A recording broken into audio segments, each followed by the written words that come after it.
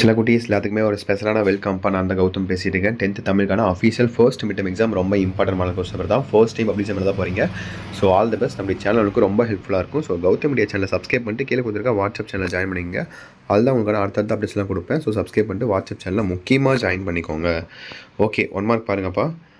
So exam almost அதுவும் start ஆயிடுச்சுன்னு நினைக்கிறேன். உங்களுக்கு டைம் டேபிள் அப்படியே கமெண்ட் பண்ணி விட்ருங்க. அதுக்கு இது மாதிரி நான் வீடியோ அப்லோட் பண்ணுறேன். ஸோ 1 மார்க் பாருங்கள். சரியான விடையை தேர்ந்தெடுத்துங்க. 50 மார்க் தான் எக்ஸாம் எழுத போகிறீங்க. பாருங்கள். எந்தமிழ்னா என்பதை பிரித்தால் எவ்வாறு வரும்? சரி, உங்களுக்கு புக் பேக் தான் மேக்ஸிமம். புக் பேக் ஃபஸ்ட்டு தரவு பண்ணுங்கள். ஃபர்ஸ்ட் மிட்டம் தானே. ஸோ ஆஃப் இயர்லிக்கு அப்புறம் நீங்கள் கூட இன்டீரியர்லாம் படிச்சுக்கலாம். ஃபஸ்ட்டு புக் பேக்லாம் தரவு பண்ணுங்கள். 1 2 3 4 5 6 7 7 1 மார்க்கு கரெக்டாக படித்து பார்த்து கரெக்டாக ஆன்சர் பண்ணணும். ஓகேவா? அடுத்து பாருங்கள். ஏவேனும் 3 வினாக்களுக்கு மட்டும் விடையளிக்கவும். 2 மார்க் கொஸ்டின்ஸ் 8 9 10 11 12. இந்த 5ல் 3 நீங்கள் கரெக்டாக எழுதணும். 2 வந்து நீங்கள் சாய்ஸில் விட்டுக்கலாம். ஓகேங்களா? கரெக்டாக படித்து பார்த்து கரெக்டாக ஆன்சர் பண்ணுங்கள். அடுத்து அதே மாதிரி தான். ஏவேனும் 3 வினாக்களுக்கு மட்டும் விடையளி. இதுவும் 2 மார்க்ஸ் தான். இது இலக்கணம் 2 மார்க்ஸ். கலைச்சொல் தருக, இரு சொல்களை பயன்படுத்தி ஒரு தொடர் அமைக்க, ஸோ அகராதியில் காண்க. ஸோ கரெக்டாக படித்து பார்த்து கரெக்டாக ஆன்சர் பண்ணுங்கள். வினைமுற்று 13 14 15 16 17 பார்த்துட்டிங்களா? ஸோ அடுத்து பாருங்கள். 3 மார்க்கு 18 19 20. இந்த 3ல் ஏதோ 2 எழுதணும். நீங்கள் 1 சாய்ஸில் விட்டுக்கலாம்.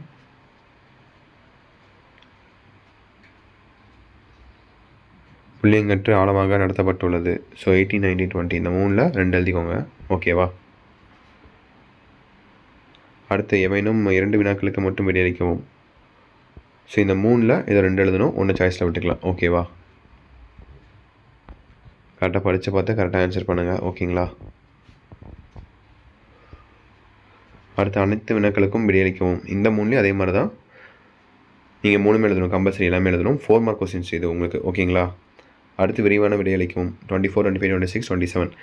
தமிழ் பொறுத்த வரைக்கும் இந்த முக்கியமான விஷயம் இன்னொன்று சொல்ல மறந்துட்டேன். பார்த்தீங்களா? ஹேண்ட் ரைட்டிங் ரொம்ப ரொம்ப முக்கியம். ஓகேவா? ப்ரெசன்ஸ் தான் மார்க்கே. ஓகேங்களா? தமிழ் இங்கிலீஷ் லாங்குவேஜ் பேப்பர் பொறுத்த வரைக்கும் மேக்ஸ் சயின்ஸ் சோசியல் கூட பார்த்தீங்கன்னா நீங்கள் எழுதியது கரெக்டாக எழுதியது தான் பார்ப்பாங்க. ஹேண்ட் ரைட்டிங் பார்க்க மாட்டாங்க. பட் தமிழ் இங்கிலீஷ் பொறுத்த வரைக்கும் லாங்குவேஜ் பேப்பரை ஃபுல்லாக படித்து பார்க்க மாட்டாங்க.